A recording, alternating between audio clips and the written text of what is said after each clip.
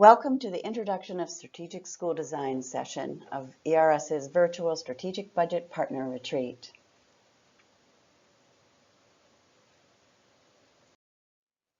I'm Karen Miles, CEO and President of ERS, and I'll be guiding you and your team through this content. A fun fact about me is I have twin boys, and after years of complaining, I finally joined the Fantasy Football League and won in my first year. I'm nowhere near doing well this year, however. During this session, you'll learn more about how schools that accelerate learning for all students organize people, time, and money, and the role that you can play in supporting principals to do this well. Take a minute to reflect on what strategic school design means to you.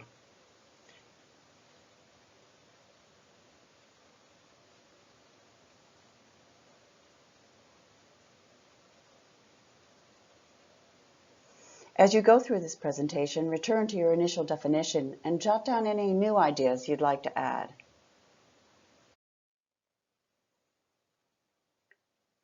You should have the following materials handy: your viewing guide, your CFO and Team Principal Support Framework, and the CFO and Team Principal Support Worksheet. We will provide specific moments throughout this video for you to pause and reflect individually or with your team using the accompanying viewing guide. For this session, we'll also return to these other two documents.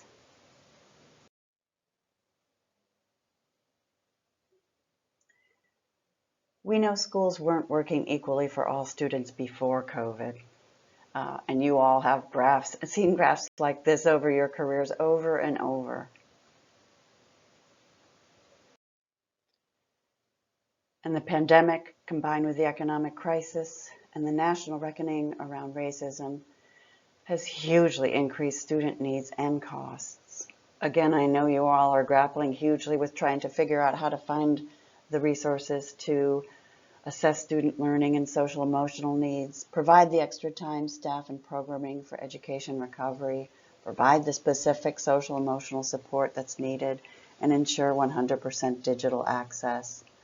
Plus, this year, and probably next, you'll be thinking about what the costs are to run school with social distancing imperatives and to compensate for increased absences of both teachers and students. So if you're not already dealing with budget challenges, next year and the following are likely to be extremely challenging from a budget perspective. And even with hybrid and remote models, most schools are still planning to move back to organizing people, time, and money the same way they did 50 years ago. One teacher per classroom of about 22 to 25 students. Studying a particular subject for a particular amount of time, about 50 minutes a day, for a set duration of a year, somewhere between 181 and 186 days a year, and the same number of teacher work days, and roughly the same teacher work time per day.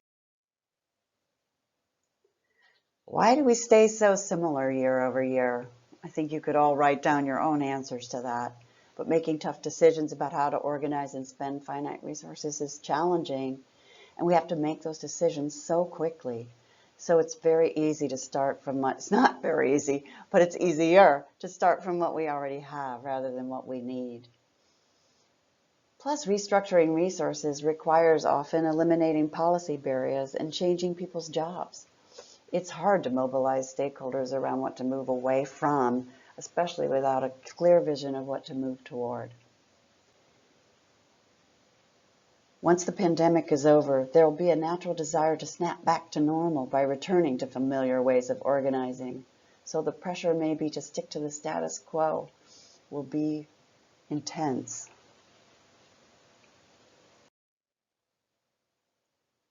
But we know that in strategic schools use resources differently.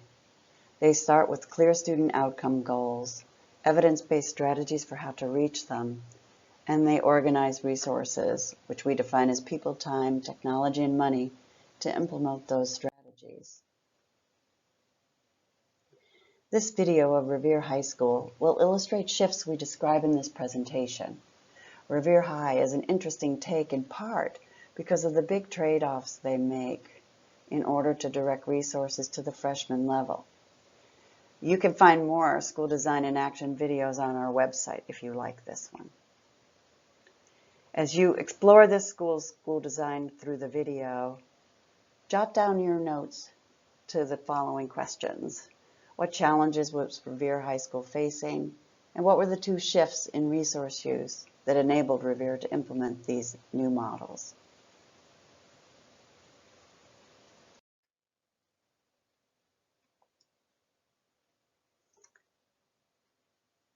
Great, I hope you enjoyed the video. We'll now turn to the viewing guide. Take 5 minutes to read and reply to the prompts in this guide. Then spend some time discussing with your team.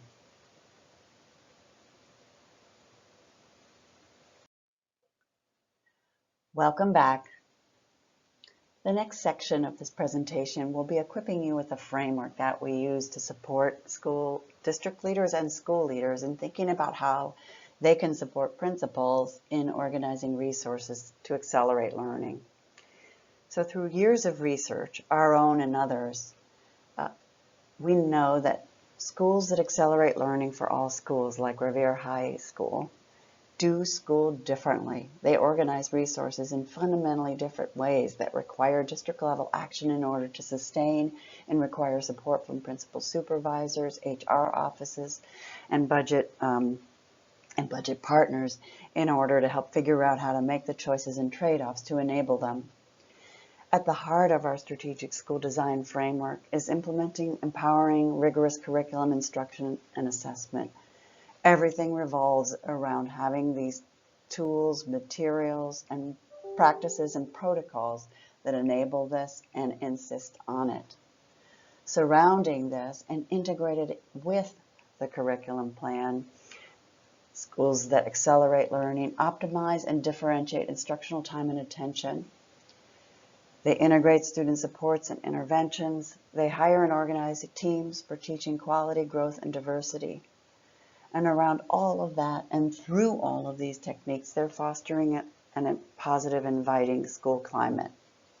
A critical theme that we'll try to weave through the sharing of the details on these components is that the choices you make in one area influence the choices and the ways that you organize to optimize and differentiate instructional attention, the ways that you hire and organize teaching teams, that you need to consider the ways the choices you make in each area influence the other pieces of this framework.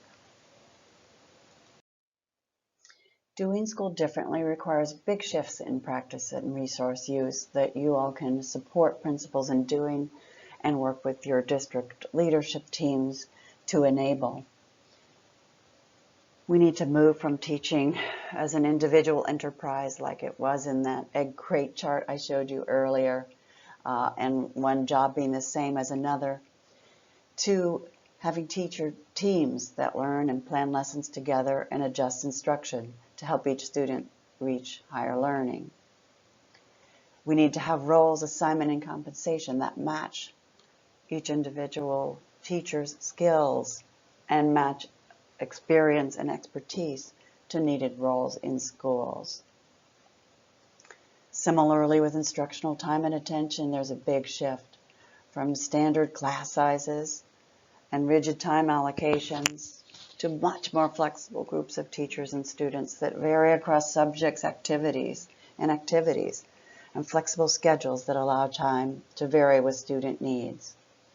You can actually go through these charts and start to see the ways in which the hybrid models and the remote models that are being implemented in your districts are actually pushing on many of these froms and tos, sometimes in ways that are working and sometimes not so much. But it's going to be our job collectively over the next few years to figure out what of these moments, what of these practices and new ways of working are going to help inform us and help us move more quickly to some of these big shifts in resource use. So now, Turn to the viewing guide and take 5 minutes to read and reply to the prompts in your guide. Thinking about this chart here, what are 2 to 3 ways you can support schools to shift toward the practices in the 2 column, both in your role specifically and collaboratively with other district office teams?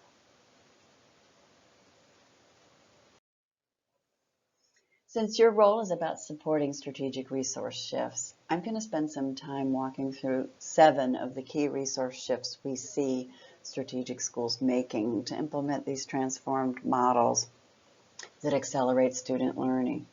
As we like to say, schools can do anything, just not everything. And so a big point here with these shifts is that there are trade-offs that accompany them. So in this first one, for example, we see schools strategically raising some class sizes to lower others and creating small groups based on grade level, subject, lesson type, and student need. So it's kind of obvious, I think, that you could have different class sizes for different subject areas, but what about changing up class and group sizes for different lesson types? As many school districts are doing with their remote learning and hybrid learning, you could have students meet once a week in huge lecture kinds of groupings where a master lecturer teacher is introducing some topic areas and then devolve into smaller breakout groups with small groups based on skill level or to work on certain projects.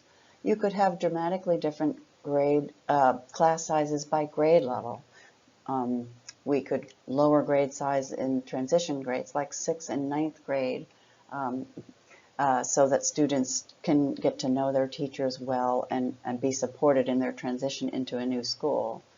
And as you all may know, quite often those class sizes are much larger than the ending class sizes in 9th and in 8th and 12th grade. You could have significantly smaller class sizes or group sizes for students that are struggling to learn necessary content or who need extra support in accessing it. I've already talked about making time more flexible and variable, but I do want to spend a minute on 3 and 4 here. So a key piece that remains really rigid in districts is the structure of teacher pay. But schools that accelerate learning differentiate teacher pay to enable teacher leaders to play different roles in schools that leverage their expertise and experience, and also that enable them to work different hours and take on greater or lesser responsibilities, just as happens in workplaces outside of teaching. These schools employ fabulous teachers who might teach 1 or 2 courses to supplement the core work that core teachers in that school do. Or they might hire a wonderful teacher who only wants to work half a day and provide intervention support. Budget offices can play a huge role in figuring out how to make that possible for principals as they go forward. A big trade-off that often schools need to do is to figure out how to free resources for teacher collaboration time in number 4. Often they do this by raising some class sizes and or leveraging support staff to free teacher collaboration time. A big shift that we highlight is to shift resources over time from full-time coaches who might actually be on district level budgets or on school level budgets to pay for teacher leaders and reduce loads for those teachers. Now this depends on making sure that those teacher leaders have the expertise needed to play those roles, but it can distribute expertise, and we see schools that sustain high levels of learning for all their teachers and high levels of performance. Having this teacher leadership built into their teams in an ongoing way, not just added on top when things get tough or the school falls into turnaround. Similarly, in number 6, we see a big shift in schools that sustain and accelerate learning from one-off kinds of external PD to ongoing investment in team time and developing the expertise needed to lead those teams. And number 7 is particularly interesting right now in the time of COVID response, because it has opened up the willingness to engage outside partners in technology to maintain or improve quality at lower costs. Now, granted, we know that all the use of technology has not necessarily showed up in incredibly high levels of implementation and instruction, but it has showed the way towards figuring out how we might provide access to courses and extra support, leveraging technology. It has also opened up potentially some opportunities with outside partners to expand offerings outside of the regular school day, or to pitch into the school day to provide extra support for students.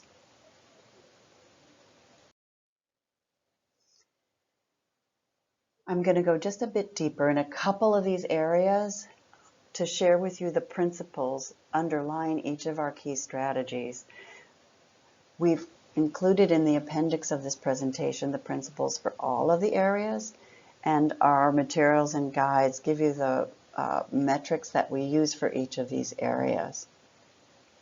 So focusing specifically on optimizing and differentiating time and attention, schools that do this well do these 3 things. They vary time and attention by subject and lesson type, as I said. They deliberately match time and attention to student need, and they assure that there's extra sufficient time for content mastery for all students. And then finally, they ensure students with disabilities and English language learners are receiving specialized support where needed in the general education setting as much as possible. Each one of these things has questions that can be asked of principals to understand whether they're organizing resources in this way. A question I would ask you all to think about is what resource trade-offs might help principals better realize these design essentials. I want to spend a minute on hiring and organizing teams for teaching quality and diversity, just to summarize some of the things that I raised before. Schools that accelerate learning here are really deliberate about how they hire and assign teachers to teams and roles. Hiring for every opportunity for hiring a new teacher into a school is an opportunity to rethink what each teacher is doing on each team. When a 3rd grade vacancy comes up, it creates an opportunity for a school leader to think about, what are the skills that I need on each of my teams? Is there an opportunity to change up who's on which team, to give folks different opportunities for leadership? Do I have the right balance of expertise and skill level and knowledge on my grade level teams or subject area teams? This assembly of teaching teams and assignment to grades and subjects is something that the best principals spend an enormous amount of their time thinking about, and that principal supervisors and HR offices are quite deliberate in supporting and asking questions to do so. Schools that accelerate learning organize significant time and expert support for teachers to plan together. And when we say significant time and expert support, we mean 90 minutes or more per day and regular time throughout the year to work together. They advance teacher professional growth and retention through ongoing feedback and support. This 3rd bullet, you could say it, but it actually requires the allocation of resources to do it. Who is going to provide that feedback? In what time? At what time during the day? At what time are they going to have in order to think about the feedback that they give and observe teachers to do it? Which is why we need to be thinking about how we pay teachers who are playing those roles more and free up time for them to do this work. And finally, these schools ensure teachers have strong teachers with the cultural competence, and that the school's team reflects the diversity of its students racially and ethnically.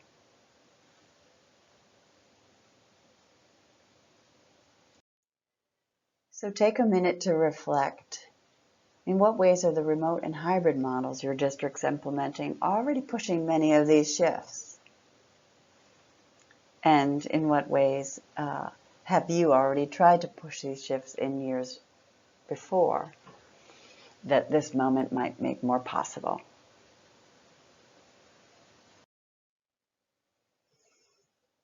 I hope you came up with a lot of great ideas. If you did, you're in good company. In our conversations with superintendents and CFOs and chief academic officers all over the country, they're talking about this moment as being a potential opportunity to transform the way schools are organized and the experience for students in schools. But I would say it's an open question right now in terms of how we seize this moment and support school leaders just today in getting the things that they need to do to get schools reopened, while also having in our minds the changes that we need to begin to move toward. So we also often use a framework where we say do now and move toward. So let's do things now that move us in the direction that we want to move, and don't close off opportunities that we're starting to see to transform the way we. We've learned, working with so many school districts over the years, that this kind of strategic organization of resources actually requires a different timeline and integrated planning process than exists in most districts. And so we've worked with a lot of districts to think through all the different pieces of an integrated process and the timing that it would optimally occur in. And so you can see this on this chart. We've arrayed kind of an optimal organization where a school would begin assessing needs, setting goals, and designing a strategy that would then drive all of the following decisions around scheduling, around staffing, and around budget. Implementing a timeline plan like this does require, I'm guessing, in your districts, quite a bit of reorganization of timelines and rethinking about when things get submitted and what information folks need to be able to do that. But what we've learned in the places that we have worked with them to make this kind of reorganization is that it changes the entire way that principals feel supported in the work that they're doing, and it provides an opportunity for this kind of stepping back and rethinking that can be connected to hiring and the use of time. Strong planning, staffing, and budgeting processes are about more than timelines.